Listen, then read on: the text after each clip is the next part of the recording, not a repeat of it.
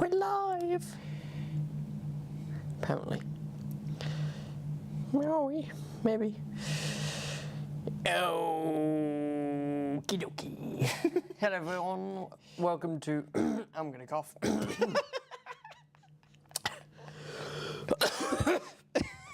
Bob Fleming here. Welcome to I'm Gonna Cough. Something stuck in my throat. Just a little tickle. Welcome to Luthiers Question Time, episode 15. It did say 15. Okay, yeah. good. 15. Yes, good afternoon. Yes. We're here to talk about guitar things. We're very We're professional. tired. I'm tired. I'm also tired, but for different reasons. Yes, as always, any questions, stick them in the chat, please. Chat, we will look. We will look because it is in front of us. Anthony, hello. Hello. I don't think we've got any news. Probably should have asked Ricky, but... Don't mention the news. I don't think we've got anything to tell you of importance anyway. Yes, you're back this week. I'm back. Yay. That's the news.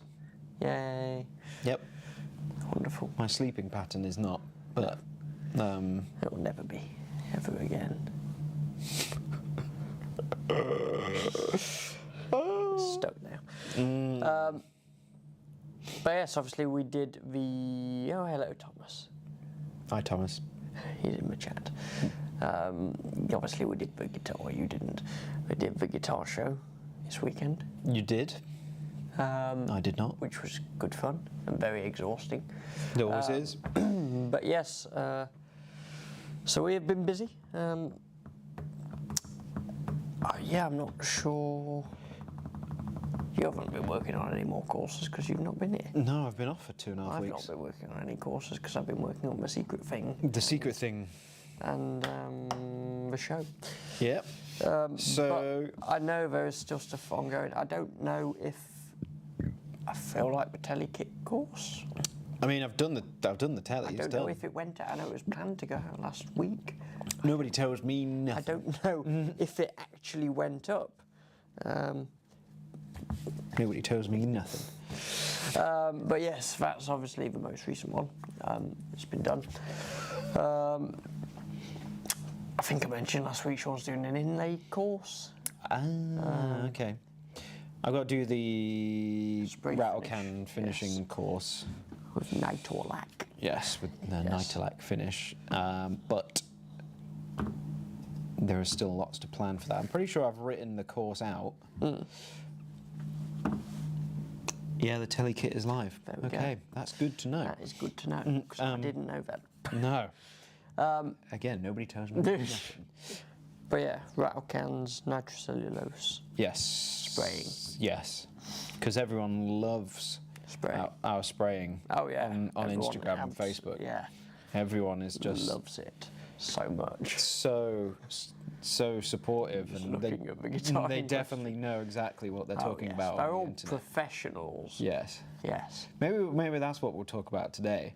About moaning about people moaning about us on the miserable internet. people on the internet who have Being nothing better to do than tell us we're Then doing comment, a terrible job telling of us, spraying. yeah.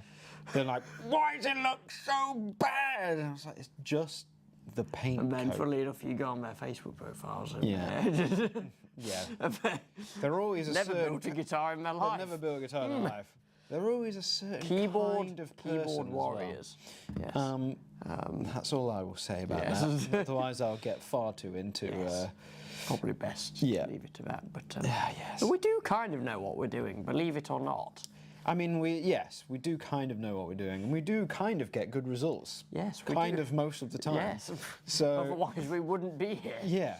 So could we do things better? We're always looking to improve. Yeah. So maybe. Yes. I mean, at the end of the day as well, we are not a professional paint shop. No. You know. We are guitar builders who are learning Yes. on the go. Exactly. Exactly. Just answer back. Who of us are professional? I mean, that is basically how I've replied. It's pretty much with, do you get paid to build Well, guitars? that is true. Yes. Because I do. Do you? When you moan about it enough, but Well. I don't moan about building guitars. I moan about when I'm doing something other than building guitars.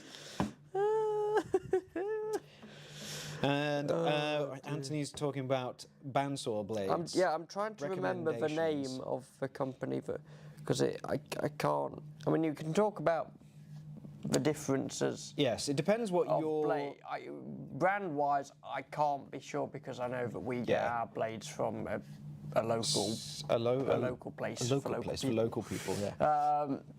But yeah, there's kind of three main considerations for bandsaw blades. Yep.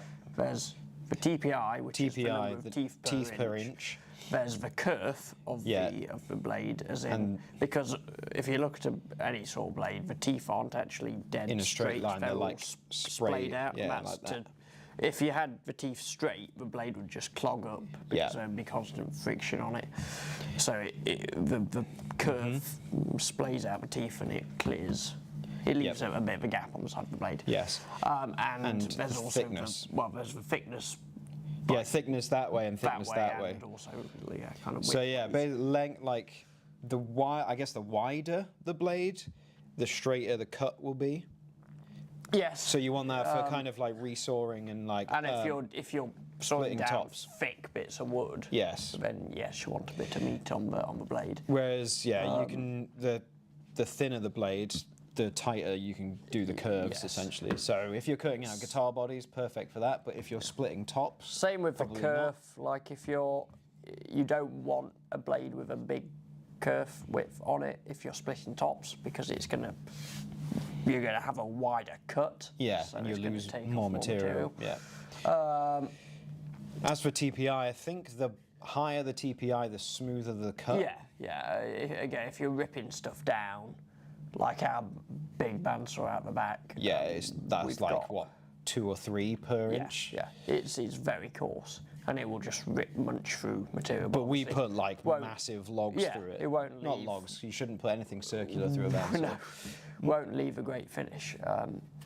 So it's all a bit of a compromise. Yeah, it depends what you want the bandsaw blade to do. Yeah. If you're using it for just cutting out like guitar bodies and guitar necks and stuff, I would go for a fairly thin one, just so you can get round curves and corners. If you want to use it for splitting tops. I mean, just thinking, our blades we use on our record bandsaws, they're usually about, I think, 6mm. Well, that one. No, we have got one in here. Just measure it. He's also got the Record Power BS 250. Yes. So the width on this, I hope you can still hear me, is 6mm. 6mm. 6mm width. I don't know what the kerf is off the top of my head. It's not very big. But that kind of thing is perfect for. I mean, I used it in the strap build. That is 7 TPI. 7 TPI. 7 teeth per inch. So it's kind of. And that works great. Yeah, it's kind of nice middle ground. But yeah, I mean, I used that on the Strat build. You've used it on the Les Paul build so far. It is pretty good. We've talked about that. Ricky has entered the room. He has entered Ricky is DLC. But yeah, it's all a bit of a. If you're lucky enough to have a couple of bandsaws, and you can have them set up. Yeah, one set up for cutting stuff out and one for ripping material. Yeah, exactly. Depends whether you get your tops and your neck blanks and your body blanks in kind of thickness or like to size or whatever. Yeah. Whereas, yeah, if you just buy logs of wood, then you can use a bigger one to cut it down to. Yeah. But then you still have to have a big planer to do all that kind of stuff. Yeah. So yes, it's all a bit of a compromise. But yeah, as for brands, I couldn't say, because we. Does it not come with one on it? The it should Power do. One? It should do. Yeah, if you're getting a Record Power bandsaw, then it will have a good blade on it to start with. Yeah. Well, I'm pretty sure Record Power will sell blades as Yes. well, which I would think would be very. They'll probably be the ones that you'd go for that. Because Record Power are a very good brand. Yeah. The whole thing about getting a better blade is more, if you get a cheapie bandsaw, then Yeah. but you can Record improve it with- Power's good. Yeah. As it comes. Yeah, I would agree with that. Yeah. I'd probably say you don't want to go with anything too chunky on there because it's relatively low powered. Yeah, and if you try and take a curve that's too tight, you can end up bending the blade or snapping the blade. With a and all that bandsaw, kind of you stuff. never want to take like Massive cuts. just tight cuts, curves. Yeah. Always do relief cuts. Always, Which yeah. I'm sure you talked about on your course. Relief cuts. Yeah, it was a long time ago I filmed that, but I would assume that I did. Yes, yeah. I would hope so. Mm-hmm. But yes, that's bandsaws. That is bandsaws. Any other questions? Any other questions? Want to talk about other power tools? I suggested to Sam we talk about drill bits or router bits, but Famag drill bits. yeah, Great. What brands? Brand point. What kind of bits for what kind of jobs? Yeah. Router bits, we use Radian. We do use Radian. They Yes. kind of do guitar specialised. They do, yeah, they do. They're very good. Yes. They're not cheap. But They're not very cheap, good. like 60, You 70 don't want quid to cheap out with for router one bits. bit. No. The last thing you want is the bearing to disintegrate Yes. whilst you're routing something, not which a I good have time. had happen. It's a bad time. Yeah, not a good time at all. And having a good router bit gives you a clean finish, and Yep, you don't less have sanding. to do as much sanding, which is always a win. It is always a win. Because like most of guitar building is sanding. Yeah. Or it feels like all I've done for the last 3 days is sanding. Sanding wood, sanding lacquer, sanding grain fill, sanding more wood, sanding more lacquer, over and over and over again. The cycle repeats itself. Yes, yes.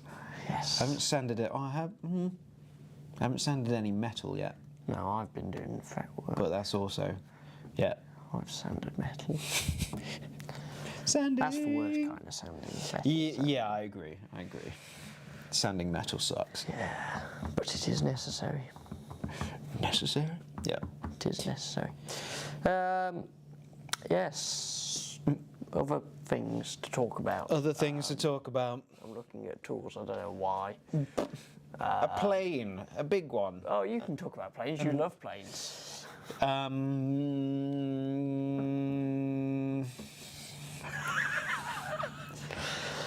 I assume we're going to do an actual proper video on this, but What, planes yeah, I mean, and sharpening? plane-wise, Yeah. especially if you don't have access to big machine tools, they are very useful. I'd say predominantly, well, I've got some here. A block plane. Or a number. A number 4 plane. That one's quite dusty. A block plane, also quite dusty. And a big And a boy. big old number 7 jointing plane, which is also quite dusty. A number 7 plane is great for jointing body blanks. Yes.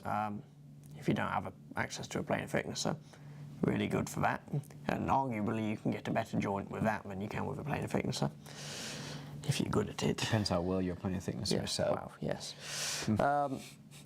Number 4 planes, I mean, they're good for a lot of different jobs. They're just generally useful. So if you're doing headstock angles, planer matting, they're great for that. You could probably use one for jointing. Yeah, just generally useful tools. Block plane, again, just small jobs like taking the end of your fretboard down after routing. Just the little thickness in little bits, binding, isn't it? yeah. Yeah, Bits and thickness bobs. in binding. Yeah. Yeah, and there's multiple other different sizes of planes, but if you were to buy any, it would be those 3. Yeah, the reason I'm so not even apprehensive about planes is On my guitar building course, a lot of people spent most of their time sharpening plane blades instead of just building guitars. Well, they're a lot more necessary with acoustic guitars, aren't they? Yeah, I know, but they also made us thickness the back and sides with planes, and I was like, there's a big drum sander over there, why would I not use that? Well, because technically you can get a better, more accurate result with drum sander won't actually get you a perfectly level. It would get me a more level one than my planing with a shitty blade. Sounds like a you problem. Yeah. I don't believe for a second that a machine wouldn't get a better finish than me doing it by hand with. Yeah, but I would say though, sanding is never actually a good. You should never try and do any jointing with sandpaper, although I'm sure Tom Webster would disagree with me.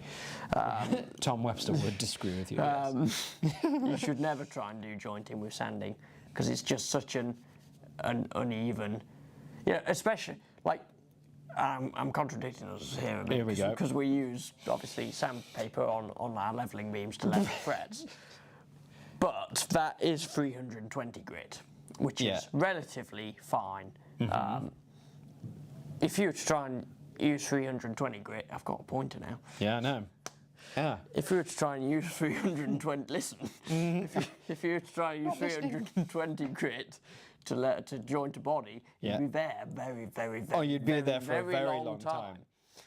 Five mil top, you'd probably not be too long. Yeah, maybe. Because I found when you're joining like a poplar burl top that's super soft and it's super like you tear bits out of it with a plane blade. Yeah. You end up, I ended up joining stuff with a router. Yeah, but again, you need to have a very, very sharp plane blade. Yes. Because the thing with sanding is you can never maintain a perfectly straight. Yeah, true face. And it's never going to give a perfectly flat, because sandpaper, it's a bunch of little rocks stuck to some paper. A bunch of little rocks. Well, it's usually sandpaper is a bunch of little rocks.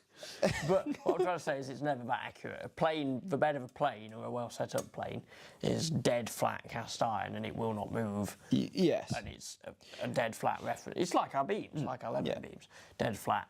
Yes. It's going to be true. Whereas the surface of sandpaper is all wobbly. Yeah. It's kind of. So yeah, what I'm trying to say is blades can be very useful, especially if you don't have access to planar thicknesses and planar big old machines, jointers and stuff. Yes. Yes. Well, there we go. Probably not the block plane. That. What do you mean? This doesn't even have a blade in it. Not that one. That's a bad example. But, yes. Yeah. No, this is not a replacement for a planar thickness. No. Unless you want to be there for several days. It's not. Yeah. Try doing it with a wooden plane. No, you're okay. That's what they used for many hundreds of years. I know. It was good enough for the Romans. I know, I've got Grandad's old one behind my bench, but it's just good a display piece. Good enough for the Romans. Just good enough for us. The Romans did a lot of things well, but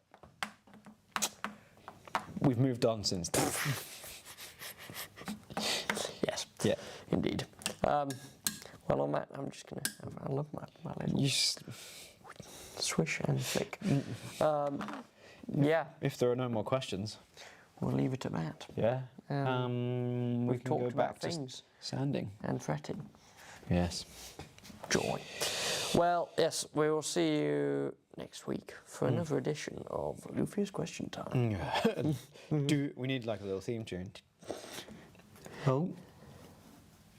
I'm going to be starting an S-type scratch build in the next week. It will be my very first scratch build. Well, I'm hoping that you will be following along with me. And if it goes wrong, you can just blame Matt. No. No. Please direct all complaints to. We don't have a complaint section. No, we don't. Alrighty. Good luck, everyone. See you next week for another one. Bye-bye. Bye.